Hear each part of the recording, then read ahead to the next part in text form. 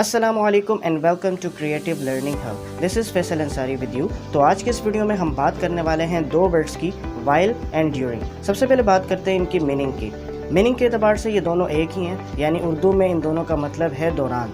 उर्दू में ट्रांसलेशन करते वक्त ये और भी मज़ीद मीनिंग्स के साथ ट्रांसलेट हो सकता है। ये दोनों अल्फाज हम उस वक्त इस्तेमाल करते हैं जब हम किसी ऐसे एक्शन के हवाले से बात कर रहे हों जो किसी एक्शन या किसी सिचुएशन के दौरान किया जा रहा हो। मिसाल के तौर पर मोस्टली हम कहते हैं ना कि क्लास के दौरान बात करना मना है, खाना खाते हुए बात नहीं करनी चाहिए एट्सेट्रा। तो इन जगहों पर हम ये अल्फाज इस्तेमाल करेंगे।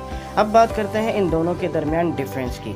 इन दोनों के दरमियान डिफरेंस ये है कि वाइल किसी एक्शन के साथ आता है और ड्यूरिंग किसी नाउन के साथ आता है। फॉर एग्ज़ाम्पल, अगर मैं कहता हूँ कि क्लास के दौरान बात ना करो, तो क्योंकि क्लास एक नाउन है इसलिए क्लास के साथ सेंटेंस में ड्यूरिंग लगेगा।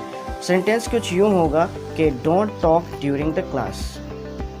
Same like this, I always use body language during the lecture. क्योंकि लेक्चर एक नाउन है तो हम ड्यूरिंग इस्तेमाल करेंगे।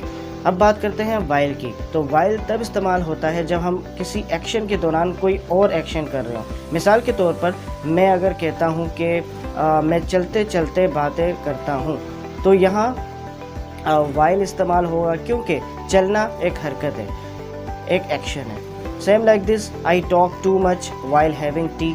चाय पीना एक हरकत है, एक एक्शन है, तो यहाँ भी वाइल ही इस्तेमाल होगा।